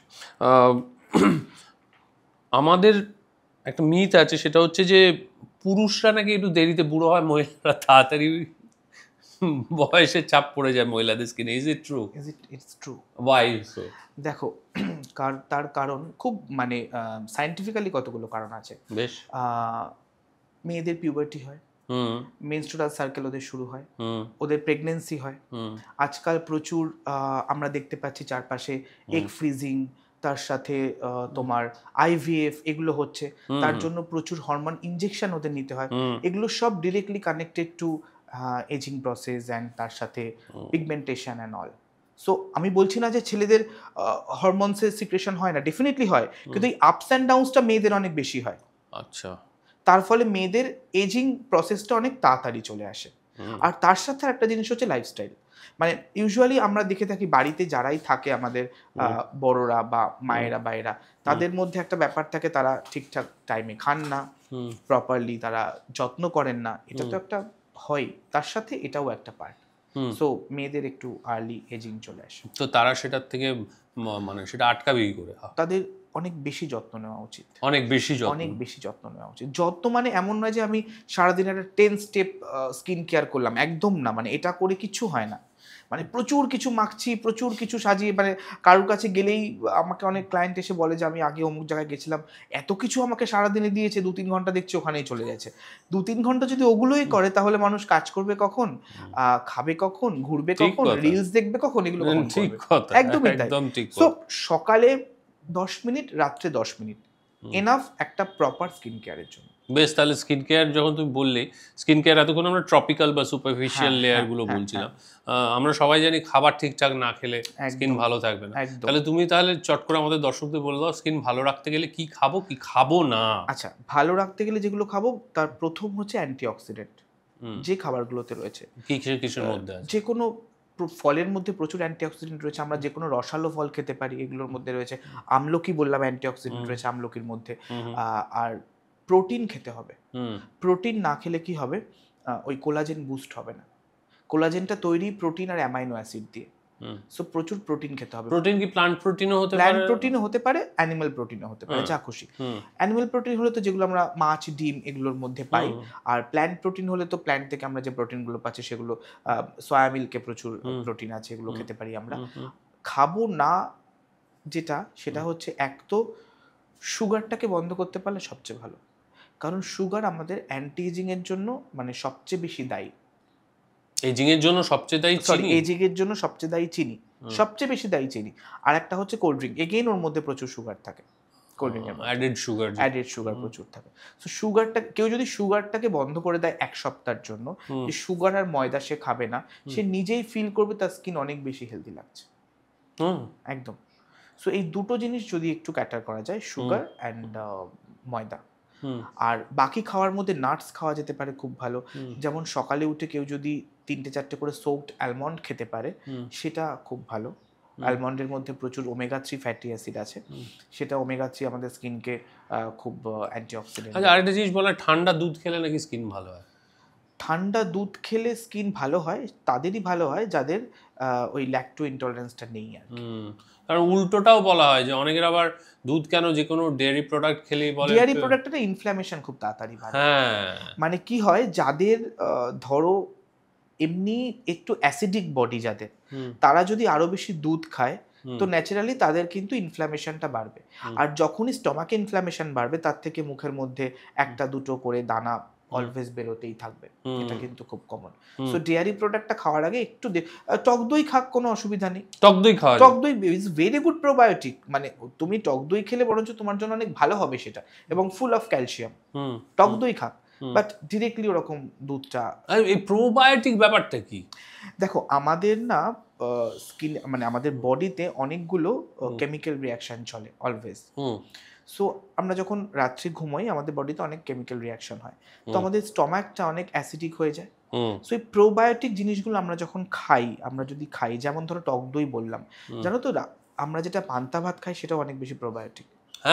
হ্যাঁ, আমরা যদি একটু রাত্রেবেলা ভাতের মধ্যে জল দিয়ে রাখি, সেটা সকালে ওই ফার্মেন্টেড একটু হয়ে যায় না, ওটা যদি খাই ওটা খুব বেশি প্রোবায়োটিক। তাই নাকি? একদম, মানে তোমার ব্যাড ব্যাকটেরিয়াগুলোকে স্টমাকের এটা হিল করতে হেল্প করে। So which is directly connected to skin. তোমার যদি গাটটা ক্লিয়ার থাকে প্রপার, তোমার তো স্কিন ভালো হতে বাধ্য। আচ্ছা, একদম পান্তা ভাত ইজ গুড, ভেরি গুড। তবে হ্যাঁ, মানে রোজ নয়, এবং মানে মেপে।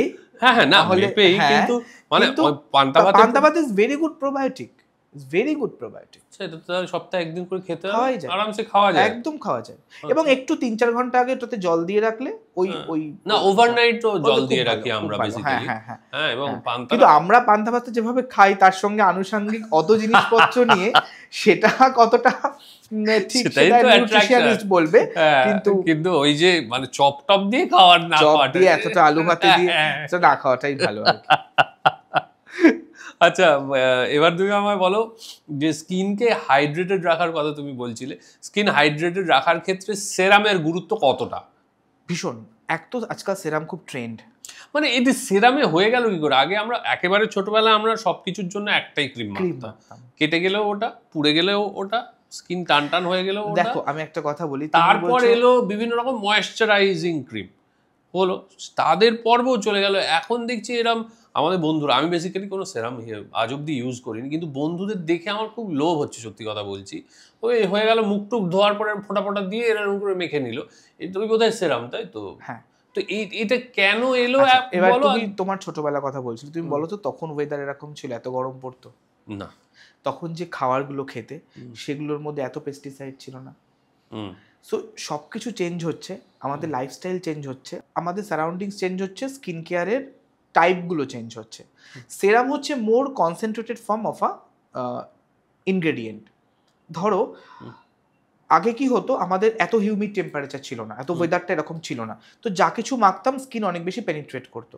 তো এখন সেটা করে না, এখন সেটা না স্কিন ভীষণভাবে মানে নিতে পারে না অতটা। সো যখন নিতে পারে না তখন আমাদের এমন কিছু ইউজ করতে হবে যেটা স্কিনে প্রপারলি অ্যাবজর্ব করবে। তো সেরাম এমন একটা ফর্ম ওয়াটারি যেটার মধ্যে ইনগ্রেডিয়েন্টটা প্রপারলি থাকে, যেটা স্কিন ভীষণভাবে অ্যাবজর্ব করতে পারে। সো দ্যাট ইজ এ সেরাম। এবার তোমাকে দেখে নিতে হবে যে আমার কোন স্কিনের জন্য কি সেরাম, সেটা আমরা আগে আলোচনা করেছি ইনগ্রেডিয়েন্টগুলো কোন স্কিনের জন্য। কিন্তু সেরাম ভেরি ইম্পর্টেন্ট, সেরাম খুব ডিপ লেয়ারে গিয়ে তোমার স্কিনটাকে ট্রিট করে। তাহলে কি আমি যদি সেরাম ইউজ করি তাহলে কি আর আমার ময়েশ্চারাইজার ইউজ করতে হবে? সেরাম অবশ্যই ইউজ করতে হবে। সেরামের কাজ আলাদা, ময়েশ্চারাইজারের কাজ আলাদা। আমাদের স্কিনে কিন্তু ওয়াটার, যেমন আমাদের ধরো সোয়েট গ্ল্যান্ড আছে, তেমন ময়েশ্চার গ্ল্যান্ড আছে। সোয়েট গ্ল্যান্ড কি সোয়েট সিক্রেশন করছে, ময়েশ্চার গ্ল্যান্ড ময়েশ্চার সিক্রেশন করছে। সো আমি যখন সেরামটা মাখছি সেটাতে আমাদের স্কিনটা ওয়েল হাইড্রেট হচ্ছে, ওয়েল ময়েশ্চারাইজ কিন্তু হচ্ছে না। তার জন্য একটা ময়েশ্চারাইজার মেখে আমাকে স্কিনে ওটা লক করে রাত্রে ঘুমোতে হবে। It's very easy. ধরো সকালে আমি ঘুম থেকে উঠে মুখটা ফেস ওয়াশ দিয়ে ধুলাম, একটা সেরাম ইউজ করলাম, সানস্ক্রিন মাখলাম, চলে গেলাম। রাত্রে আমি ফিরছি, একটা ফেস ওয়াশ ইউজ করে বা ক্লেনজার দিয়ে মুখটা ধুচ্ছি, তারপরে আমি স্কিনে সেরাম ইউজ করছি, ময়েশ্চারাইজার মেখে আমি শুয়ে পড়ছি। So that's all. 5-7 মিনিট এতটুকুই। মানে ময়েশ্চারাইজারও তো আলাদা আলাদা হয়, মানে ময়েশ্চারাইজারও আলাদা আলাদা হয়। দেখো আমার যেমন একটা অয়েলি স্কিন, আমার ভীষণ অয়েল সিক্রেশন, আমারও তাই। হ্যাঁ, তো তার জন্য আমি একটা অয়েল ফ্রি ময়েশ্চারাইজার ইউজ করি। একটা মিথ খুব আছে যে অয়েলি স্কিনে ময়েশ্চারাইজার ইউজ করা যায় না, মানে অনেকেই এটা করে যে আমার অয়েলি স্কিন, আমি ময়েশ্চারাইজার ইউজ করব না। অয়েল আর ময়েশ্চারাইজ কমপ্লিটলি ডিফারেন্ট। অয়েলি স্কিনে যদি প্রপার ময়েশ্চারাইজার না ইউজ করা হয় তাহলে কিন্তু অ্যাকনে হতে শুরু হয়ে যায়। হ্যাঁ, অয়েলি স্কিনও ময়শ্চারাইজার ইউজ করতে হবে, সেক্ষেত্রে দেখে নিতে হবে যে আমার ইনগ্রেডিয়েন্টটা কি আছে। অবশ্যই হাইয়ালুরনিক অ্যাসিড থাকবে। কোকুম বাটার বলে একটা ইনগ্রেডিয়েন্ট আছে which is very good for oily skin. কি butter? Kokum butter. Kokum butter. Kokum butter which is very good for oily skin. What about shea butter? Shea butter হচ্ছে ড্রাই স্কিনের জন্য, ড্রাই অ্যান্ড ফ্লেকি স্কিনের জন্য শিয়া বাটার, আর kokum butter হচ্ছে oily স্কিনের জন্য। তো একটু এগুলো যদি আমরা দেখে নিই তাহলে আমার মনে হয় সবকিছু ঠিকঠাক থাকবে। হ্যাঁ, কিন্তু শুধু দেখলে তো হবে না, নিজে নিজে দেখাচ্ছে মানে আমি বলছি যে যখন আমরা কিনতে যাচ্ছি দোকানে বা অনলাইনে কিনছি, একটু ইনগ্রেডিয়েন্টটা যদি পড়ে নিই আমরা যে এই জিনিসগুলো আছে কিনা, ঠিক, তাহলে এটা সম্ভব।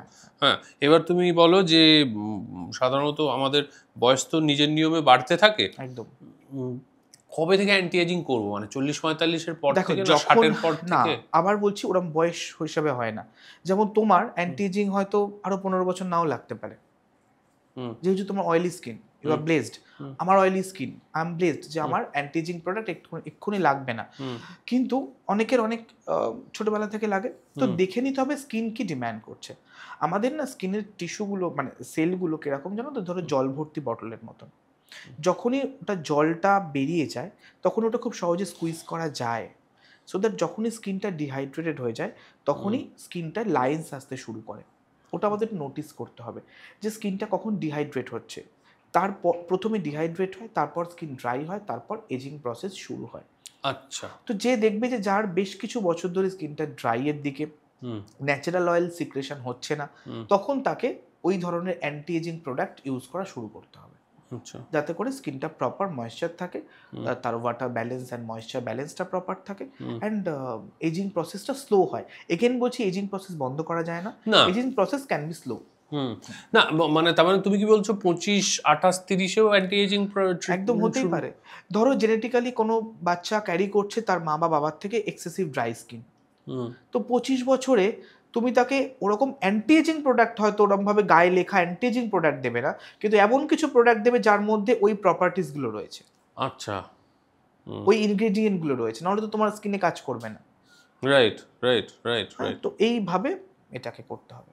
ওকে, তুমি আমাকে বলো যে অয়েল মাসাজ ইন হেয়ার, মানে আমাদের ছোটবেলায় একটা অ্যাড ছিল খুব বিখ্যাত, যে মা বলছে তেল মাখো ড্যাশ, তেল মাখো, নামটা আমি বললাম না, বারবার তেল মাখার কথা আমাদের একটা মানে কালচারের সঙ্গেও জড়িয়ে গেছে। বাবা মা আজও বলেন যে সারাক্ষণ শ্যাম্পু করছে আর এ করছে, মাথায় তেল দেয় না, কিরকম রুক্ষ চুল হয়ে রয়েছে। তেল মাথায় মাখা, অয়েল ম্যাসাজ করা কি ভালো না ভালো না? দেখো, ওনারা যেটা বলছেন সেই সময়টায় কিন্তু আমাদের এত পলিউশন ছিল না, না, সো তেল মাখা মাথায় ভালো, তুমি যদি চুলে তেল মাখো, নট স্ক্যাল্পে। স্ক্যাল্পে তেল মাখবো না, কিন্তু বলে ওই পুষ্টি লাগে। আমি বলছি তেলটা তো একটা ফ্যাটি অ্যাসিড, ওটা আমাদের স্ক্যাল্পে খুব একটা পেনিট্রেট হয় না। ও হ্যাঁ, এখন যা সিচুয়েশন, স্ক্যাল্প বেশিরভাগ সময় ঘেমে থাকে, বেশিরভাগ সময় স্ক্যাল্পে আমাদের প্রায় প্রত্যেকেরই কম বেশি খুশকি থাকে। সো তুমি যদি তেল দিচ্ছ তো সেটা ওই খুশকির যে মানে সেবোরিক ডার্মাটাইটিস আমাদের যেটা হয় স্ক্যাল্পে, সেটার ওই ব্যাকটেরিয়াটার মেইন খাবার হচ্ছে অয়েল। তুমি তাকে খাবার দিচ্ছ তাকে গ্রো করার জন্য। এই টপিকটায় যখন এলামই, তাহলে আমরা একটু শুরুর থেকে শুরু করি, মানে এটা হঠাৎ মাথায় এলো বলে। সেটা তাহলে তুমি বলো, প্রথমেই আমরা শুরু করি তাহলে খুশকিটা হয় কেন? এটা সবার সমস্যা। শীতকাল হলে ভীষণ বাড়ে, ওরে বাপরে বাপ, গরমকালে একটু কমে, আবার কারোর সারা বছরই খুশকি থাকে। গরমকালে কমে না, গরমকালেও থাকে, বিকজ অফ এত হিউমিড ওয়েদার আমরা খুশকিটা ফিল করি না। এবার খুশকিটা হয় কেন, তার 2-3টে রিজন আছে। এক হচ্ছে খুশকিটা আমরা কোথাও থেকে নিয়ে আসি, আমরা পাবলিক ট্রান্সপোর্টে অনেকেই যাওয়া আসা করেন, তারা খুশকিটা নিয়ে আসেন। আর সেকেন্ড হচ্ছে শীতকালে অনেকেরই যেটা খুশকি মনে করেন, সবসময় সেটা খুশকি হয় না, কিছু কিছু সময় ড্রাই ফ্লেকি স্ক্যাল্প হয়, যেটা একটা ফ্লেক্স উঠছে, ওটা ছাল ওঠার মতন, ওটা এখনো সোরিয়াসিসে যায়নি বাট যেতে পারে, সেটাকে অনেকে খুশকি মনে করেন, সেটা খুশকি নয়। তো সেটা একটু দেখিয়ে নিতে হবে কাউকে দিয়ে। আর খুশকি যদি হয় আমাদের, এক তো আমাদের কিছু বাজে হেয়ার প্রোডাক্ট ইউজের জন্য, স্পেশালি যেগুলোর মধ্যে প্যারাবিন আছে, প্যারাবিন ম্যাক্সিমাম চুলের জেল টেলে প্যারাবেন ইজ আ তো মাস্ট। প্যারাবেন ছাড়া জেল বানাবে কি করে? ওটা তো ওয়্যাক্স, ওটা ছাড়া তো বানানোর কোনো উপায় নেই। তার সাথে যাদের সালফেট যেগুলোর মধ্যে রয়েছে সেগুলো কি করে, এই ফাঙ্গাল গ্রোথটা আমাদের হেয়ারে তৈরি করে। আচ্ছা। আর এটা যখন একবার চলে এলো, তুমি রোজ শ্যাম্পু করছো কিন্তু তুমি দেখছো কিছুতেই যাচ্ছে না। তো again it's a lifestyle disorder. তোমায় যেটা করতে হবে সেটা হচ্ছে ডেইলি কোমটাকে, তারপরে হচ্ছে বালিশের ওয়্যারটাকে, গামছা মানে বা টাওয়াল যেটা ইউজ করে সেটাকে একটা অ্যান্টিসেপ্টিকে ধুতে হবে। সো না হলে ওটা ফিরে ফিরে রোজ আসছে, তুমি রোজ পরিষ্কার করছো, রোজ আসছে, তোমার স্ক্যাল্পে কিছু নেই কিন্তু ওইখান থেকে আসছে। আচ্ছা, ওকে, মানে ওই চিরুনি থেকে বা টাওয়েল থেকেও এটা বারবার ফিরে ফিরে আসতে পারে। এবং তুমি মনে করো তুমি তাকে তেল দিচ্ছ, তাকে খেতে দিচ্ছ, সে আরো বাড়বে। সো অয়েল ম্যাসাজ করা যায়। অয়েল ম্যাসাজ করা যায় কেমন? ধরো তুমি 15-20 মিনিটস অয়েল ম্যাসাজ করলে কোথাও কোনো সালনে বা কোনো ক্লিনিকে গিয়ে, তারপর তুমি ভালো করে একটা শ্যাম্পু করে নিলে, নিয়ে তুমি চলে এলে। তো বাড়িতে কি ওভারনাইট চুলে তেল মেখে? ওভারনাইট একদম রাখবে না। এটা না ভীষণ মিথ যে ওভারনাইট রাখা যায়। তোমাকে ধরো এতটা খেতে, এক থালা খেতে দেওয়া হলো, এক থালা ভাত খেতে দেওয়া হলো তোমাকে, তোমার যতটুকু খাওয়ার তুমি ওই 15 মিনিটে খেয়ে নেবে, তুমি এগেইন খাবে 2-3 ঘন্টা বাদে যখন তোমার খিদে পাবে। এমন তো না যে তুমি 5 ঘন্টা ধরে ওটা খেতেই থাকবে না।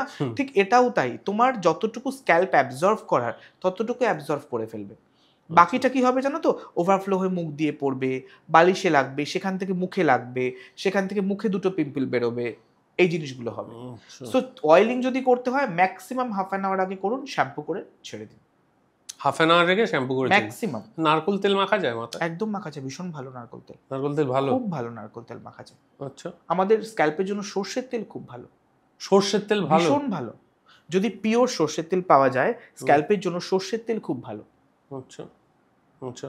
কিন্তু অনেকের আবার সর্ষের তেল মাখলে একটু ইরিটেশন হয়, মাথা ব্যথা। দেখো সর্ষের তেল মাথা চুলকানো, তো সর্ষের তেল মাখলে একটু চোখে ঝাঁঝ টাঝ লাগে, কিন্তু সর্ষের তেল খুব ভালো। তুমি দেখবে অনেক আগে, ধরো ছোটবেলায় যখন আমরা ছিলাম তখন আমরা দেখতাম ওই সর্ষের তেল বেরোনোর পর সর্ষের যে ইয়েটা থাকতো না, খোলটা, ওটা অনেকে মাথায় মাখতো। হ্যাঁ, খোল ভিজিয়ে রেখে মাখতো একদম, কারণ এইটা খুব ভালো।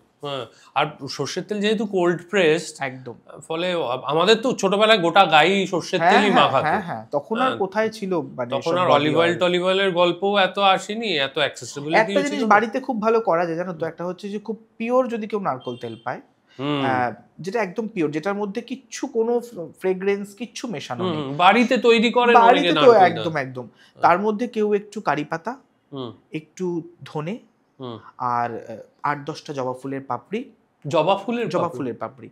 এটা কিন্তু ন্যাচারালি চুলকে না কালো রাখতে খুব হেল্প করে, জবা ফুলের পাপড়ি। হ্যাঁ, এটা দিল। আর তার সাথে হচ্ছে কারি পাতা বললাম, আর তার সাথে একদম ছোট পেঁয়াজ পাওয়া যায়, ছোট পেঁয়াজগুলো, ধানি পেঁয়াজ, ওগুলোকে একটু ফুটিয়ে ওটা ছেঁকে যদি একটা কন্টেনারে করে রাখা যায়, এবং ওটা একটু উইকলি একদিন করে যদি ইউজ করা যায়, একটু রোদ্রে দেবে মাঝে মাঝে, উইকলি একদিন, যেহেতু কোনো প্রিজারভেটিভ দেওয়া নেই, রোদ্রে দিলে ওটার মধ্যে কোনো ফাঙ্গাল গ্রোথ হবে না, উইকলি একদিন করে ইউজ করা যায়, তেলটা কিন্তু খুব ভালো ইউজ করা। মানে সেটাও কি ওই একই প্রসেস, 15 মিনিট থেকে আধ ঘন্টা রেখে শ্যাম্পু। ইদানিং অনেকগুলো ট্রেন্ড তৈরি হচ্ছে, যেমন অনেকে বলে যে আইস ব্যবহার করো, ঘুম থেকে উঠে যাদের অয়েলি স্কিন, একটু আইস মুখে বুলিয়ে টুলিয়ে নাও, this is good. Another concept is known as ice dunk, মাটিতে অনেক বরফ। এইগুলো কি প্রথমে বলো? দেখো, আইস বরফ আমি সাধারণত খেয়ে থাকি জলে, খেয়ে থাকি, আইসক্রিম খেয়ে থাকি, বরফ দেওয়া আইসক্রিম। অ্যাকচুয়ালি আইস ডাঙ্কটা কিছুই না, আইস ডাঙ্কটা করা যেতে পারে বাট নট রেগুলারলি। আইস ডাঙ্কটা মাঝে মধ্যে করা যেতে পারে। কাকে বলে আইস ডাঙ্ক? আইস ডাঙ্ক কিছুই না, আইস একটা বাটিতে তুমি প্রচুর জল নিয়েছো, অনেক আইস কিউব নিয়েছো, তার মধ্যে তোমার মুখটাকে তুমি ডিপ করছো ফর 10 সেকেন্ডস, 3 টাইমস বা 4 টাইমস। তোমার স্কিনটাকে এটা কি করবে না, স্কিনে ব্লাড সার্কুলেশনটা কমিয়ে দেবে, স্কিনটাকে একটু কাম করবে, এর বাইরে এটা কিচ্ছু করবে না। লোক পাগলের মতো আইস ডাঙ্ক করছে কেন? ইনস্টাগ্রামে দেখছে বলে। মানে এটা তাছাড়া আর কিছু নেই।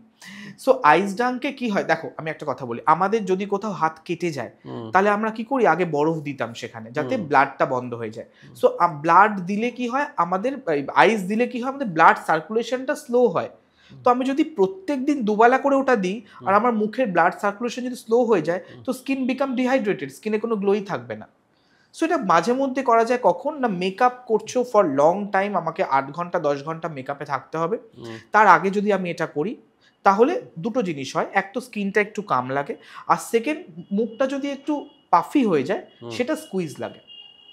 যেমন পাফি আইস যাদের থাকে তাদেরকে আমরা বলে থাকি যে রোজ বরফ একটা মলমল বা টিস্যুর মধ্যে করে নিয়ে একটু প্রেস করা যেতে পারে, কোল্ড কম্প্রেস রাত্রে শোয়ার আগে, পাফি আইসের জন্য, বিকজ ওয়াটার রিটেনশন হয় তো সেটা পাফি আইসটা কন্ট্রোলে থাকে, পাফি আইস কোনোদিন কমে না, কন্ট্রোলে থাকে। ও পাফি আইস কমে না, না কন্ট্রোলে থাকে।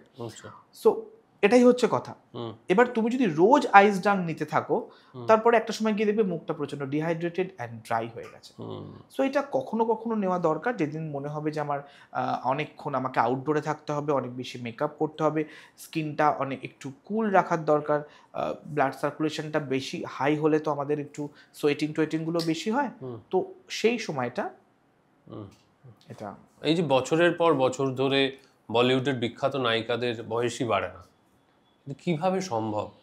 বোটক্স, ফিলার্স, এগুলো কি বোটক্স, ফিলার্স? আমরা একটা কন্ট্রোভার্সি আমরা শুনেছিলাম যখন শ্রীদেবী মারা গেলেন, যে উনি অনেক সার্জারি করেছিলেন, তার একটা এফেক্ট ওনার ওপর পড়েছে। সো বোটক্স হচ্ছে botulinum toxin, it's a toxin, neurotoxin, যেটা আমাদের আমরা নিই। বোটক্স কিন্তু not related directly to skin, it related to muscle. মানে ধরো আমার স্কিনটা এরকম আর আমার মাসেলটা এরকম, সো এটা লেগে রয়েছে, সো মাসেলটা যখন মুভ করছে স্কিনটাকে পুল করছে তখন আমাদের রিঙ্কেলগুলো চলে আসছে। সো যখনই আমরা বোটক্সটা এখানে টক্সিনটা দিচ্ছি এই জায়গাটা ইজি হয়ে যাচ্ছে, সো মাসেলটা অনেক বেশি ইজি হয়ে যাচ্ছে, ওই জায়গাটা লুব্রিকেন্ট হচ্ছে বলে, তো স্কিনটাকে পুল কম করছে।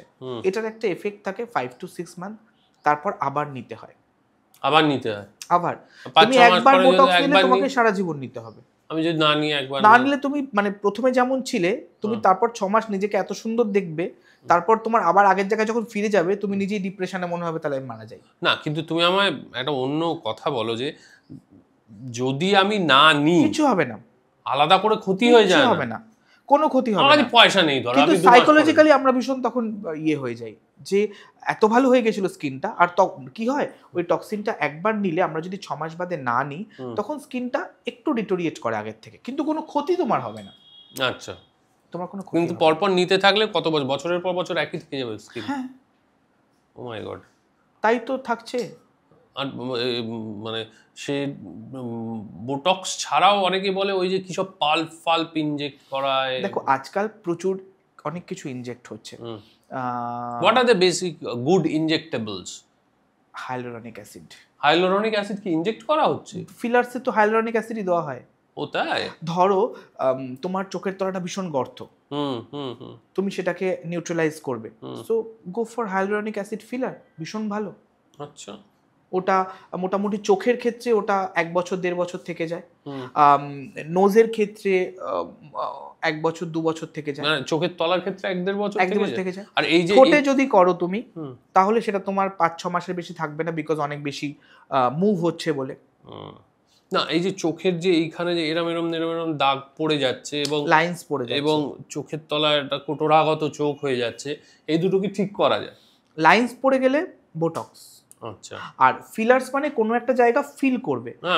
ধরো আমার নাকটাকে কেউ, আমি রাইনোপ্লাস্টি সার্জারি করতে চাইছি না, আমি তারপরও নাকটাকে আরো শার্প করতে চাইছি, so I can use hyaluronic filler যেটাতে নাকটা একটু শার্প হবে। ও তাই হবে? আচ্ছা, ভেরি গুড। এবং মানে তুমি বলছো এই হাইলোরনিক অ্যাসিড যদি আমি চোখের নিচের অংশটা ব্যবহার করি এটা 5-6 মাস অবধি চলবে? 1 বছরের বেশি চলবে। 1 বছরের বেশি চলবে চোখের ক্ষেত্রে, বা ঠোঁটের ক্ষেত্রে 5-6 মাস চলবে। 5-6 মাস চলবে। কিন্তু এই যে চোখের তলায় যে এটা ইনজেক্ট করছি এটা চোখের ক্ষতি করবে না? না, সেটা তোমাকে এমন জায়গা থেকে করতে হবে যে এটা এক্সপার্ট। এটা কিরকম খরচ হয়? ডিপেন্ড করছে তুমি কোথা থেকে করছো। ধরো কলকাতা শহরে একরকম খরচ, তুমি একটু সাবার্বে গেলে আর একরকম খরচ। না তোমার কাছে ধরো করতে যাই যদি এমনি অ্যারাউন্ড একটা অ্যাপ্রক্স আমি তোমাকে বলছি 15 থেকে 25,000 টাকার মধ্যে। 15 থেকে 25,000। আর এগুলো সাইড এফেক্ট? ফিলার্সে একটু ডাউন টাইম থাকে, লাইক 1 দিন 2 দিন মতন, কখনো কখনো একটু সোয়েলিং হতে পারে ডিজলভ যতক্ষণ না হচ্ছে, আদারওয়াইজ এর কোনো ডাউট না। অ্যালার্জিক যদি কেউ থাকে সেটা কি তোমরা আগে দেখে নাও? একটা প্রপার টেস্ট করা হয় তার, যে হাইয়ালুরনিক অ্যাসিডের সাথে যে মলিকিউলগুলো আমরা ইউজ করব সেগুলোতে সে অ্যালার্জিক কিনা। যদি অ্যালার্জিক না থাকে কি মলিকিউল সাধারণত ইউজ করা হয়? অনেক কিছু ইউজ করা হয়। যেমন ধরো আমি তোমাকে বলছি, এই যে তোমাকে পেপটাইডের কথা বলছিলাম, পেপটাইডও কখনো হাইয়ালুরনিক অ্যাসিডের সঙ্গে ইউজ করা হতে পারে। যেমন ধরো আজকাল অনেকে স্কিন বুস্টার নিচ্ছে, খুব স্কিন বুস্টার নিচ্ছে, তো তাতে কিন্তু আর কিচ্ছু না, হাইয়ালুরনিক অ্যাসিডের সাথে অ্যাসকর্বিক অ্যাসিড মানে ভিটামিন সি। এগুলো দেখে নিতে হবে তুমি কি সে অ্যালার্জিক, তুমি কি সে নন অ্যালার্জিক, সেই মতন ঠিক করা হয় যে এটা তুমি নিতে পারবে, এটা তুমি নিতে পারবে। আর হোয়াট ইজ রেটিনল? রেটিনল হচ্ছে ভিটামিন এ, এটা রেটিনয়িক অ্যাসিড থেকে পাওয়া যায়, যেটা একটা অ্যান্টি এজিং প্রপার্টিজ এবং স্কিন ব্যারিয়ার মানে রিপেয়ার করতে খুব হেল্প করে। রেটিনল অ্যান্টি এজিং হিসাবে খুব পপুলার ইনগ্রেডিয়েন্ট। হ্যাঁ, কিন্তু রেটিনল ইউজ করার প্রসেসটা জানতে হবে। তুমি যদি রোজ রেটিনল ইউজ করা শুরু করো তাহলে skin become very angry. So retinol রোজ ইউজ করা যাবে না। রেটিনল কিভাবে ব্যবহার করে? রেটিনলের ইউজ এমন ভাবে শুরু করতে হবে, প্রথমে 0.5% দিয়ে শুরু করতে হবে, যেটা উইকলি 2 দিন, তারপরে উইকলি 3 দিন, তারপরে উইকলি 4 দিন। মানে একদিন অন্তর অন্তর করতে হবে এটা? প্রথমে উইকলি 2 দিন, দু দিন, আচ্ছা, তারপর উইকলি 3 দিন, তারপর উইকলি 4 দিন, তারপরে তুমি 1%-এ গেলে তখন আবার উইকলি 2 দিন করে করে একটা 1%, তারপর তুমি সপ্তাহে 4 দিন করে ইউজ করে যাও। So it's a very powerful. সপ্তাহে 4 দিন কতটা করে ইউজ করছি? মানে যে সেরাম বা যে ক্রিমটা ইউজ করছো তার মধ্যে রেটিনল ম্যাক্সিমাম 1% থাকবে। ম্যাক্সিমাম 1% থাকবে, ওকে, আচ্ছা। সেটা যদি মানে রেটিনল কি করে বেসিক্যালি? রেটিনল কিছু করে না। রেটিনল কি করে জানো তো? রেটিনল একটা অ্যান্টি এজিং প্রপার্টি, আমাদের স্কিনের ফোল্ডগুলোকে রিপেয়ার করতে। ওই যেটা বললাম যে আমরা কোলাজেন বাইরে থেকে দিতে পারি না, কিন্তু এমন কিছু দিয়ে যেটা কোলাজেন প্রোডাকশনটা বুস্ট করে। সো রেটিনল খুব ভালো কোলাজেন বুস্টার।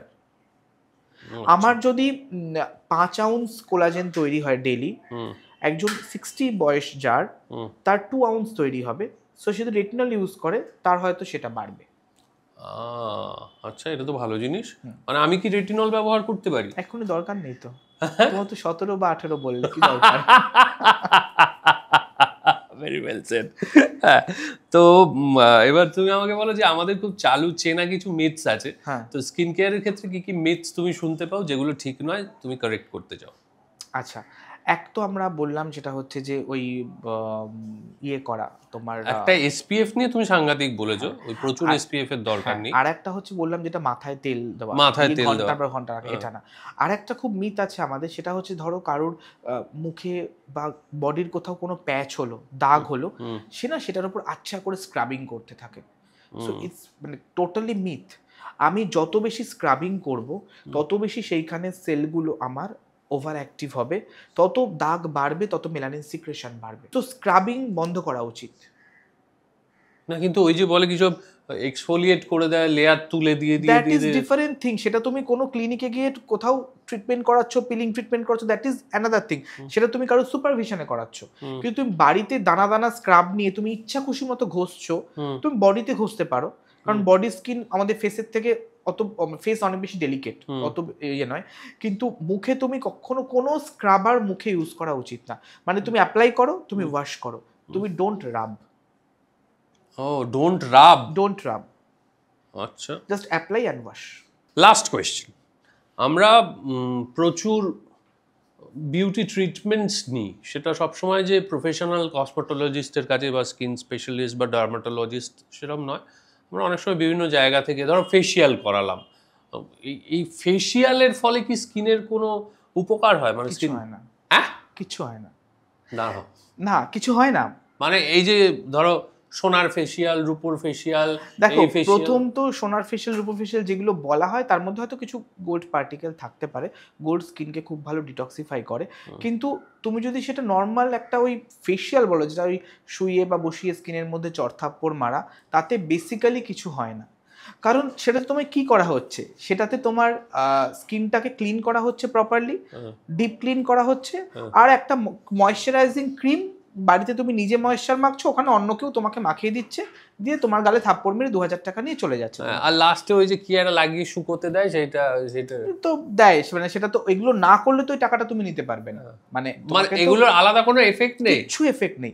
তোমাকে দেখতে হবে যে আমার স্কিন কি চাইছে, তোমার যদি স্কিনে অ্যাকনে থাকে তোমাকে সেই অ্যাকনে ট্রিটমেন্ট করাতে হবে। ফেশিয়াল কি করবে? তুমি অ্যাকনের মধ্যে আরো মুখটা ঘষছো তো পরের দিন আরো 4টে অ্যাকনে বেরিয়ে যাবে। পিগমেন্টেশনের মধ্যে তুমি আরো মুখটা ঘষছো দেখবে আরো 4টে অ্যাকনে বেরিয়ে যাবে। সো আমি বলছি না যে ফেশিয়াল করা, ফেশিয়ালটা ভুল। ফেশিয়াল করলে ব্লাড সার্কুলেশনটা হাই হয়, নিশ্চয়ই ফেস ম্যাসাজ খুব ইম্পর্টেন্ট, কিন্তু মানে ফেশিয়ালের নামে যেগুলো করা হয় সেটা স্কিনের ক্ষতি করে ছাড়া কিছু ভালো করে না। তাহলে এর সঙ্গে ইমিডিয়েটলি কানেক্টেড যেটা নিয়ে আমরা কথা বলে সেটা বলি, বলা হয় যে hair spa is very good এবং অ্যান্টি ড্যান্ড্রাফ হেয়ার স্পা হয় প্রচুর দামে দেরি, তাতে কোনো লাভ হয় না। জানো তো স্পা কথাটার মানে হচ্ছে প্রপার স্নান, বাথ। সো হেয়ার স্পা মানে বাড়িতে তুমি একটা কন্ডিশনার চুলে লাগাচ্ছ, সেটা স্যালনে কেউ তোমাকে একটু হালকা ম্যাসাজ করে লাগিয়ে তোমায় ধুয়ে দিচ্ছে। তো বাড়িতে করলে তোমার 50 টাকা খরচা হচ্ছে, ওখানে আসলে তোমার 1000 টাকা খরচা হচ্ছে। তো এর বেশি তো কিছু নয়। ওই যে কিছু সলিউশন এগুলো না দেখালে তোমার থেকে 1000 টাকাটা নেবে কি করে? অ্যান্টি ড্যান্ড্রফ স্পা বলে তো কিছু হয় না। ড্যান্ড্রফের ইন্ডিভিজুয়াল ট্রিটমেন্ট হয়, যেখানে কিছু ইনগ্রেডিয়েন্ট তোমার স্ক্যাল্পে ইউজ করে, কিছু এলইডি থেরাপি বা কিছু দিয়ে তোমাকে ড্যান্ড্রফটাকে মিনিমালাইজ করা হয়। স্পাতে ড্যান্ড্রফ কি করে যাবে? স্পা তো লেন্থে করা হচ্ছে। ওকে, অন দ্যাট নোট, সায়ন্তন শেষ দিকটায় বোমা মারার মুডে ছিল, বোঝাই যাচ্ছে। পরপর বোমা ফাটিয়েছে এবং আপনাদেরও ধন্যবাদ পুরোটা দেখার জন্য। তবে শুরুতেই যেটা বলেছিলাম আরেকবার বলে দিই, যারা ভালো কমেন্ট করবেন আজকের এপিসোড দেখে তাদের 5 জনকে আমরা বেছে নেব এবং স্কিন ডায়নামিক্সের পক্ষ থেকে তাদের জন্য এই সুন্দর একটা হ্যাম্পার ওরা আমাদের কাছে দিয়েছে, সেগুলো আপনাদের কাছে আমরা পৌঁছে দেবো এবং আপনাদের কাজ হচ্ছে সেটা নিয়ে ছবি তুলে আপনাদের সোশ্যাল মিডিয়া ব্লেডে পোস্ট করুন এবং ওদের সঙ্গে এবং আমাদের সঙ্গে কোল্যাব করুন। আর আলাদা করে কিছু বলার নেই, একটু সাবস্ক্রাইব করুন, তাহলে আমাদের খুব উপকার হয়। আর আপনাদের সঙ্গে আগামী সপ্তাহে নতুন একটা সাবজেক্ট নিয়ে দেখা হচ্ছে। Thank you Sayantan, thank you very very much. Okay, দেখা হচ্ছে আগামী সপ্তাহে। ততক্ষণ পর্যন্ত দারুণ থাকুন, ফাটিয়ে আনন্দ করুন। Good night.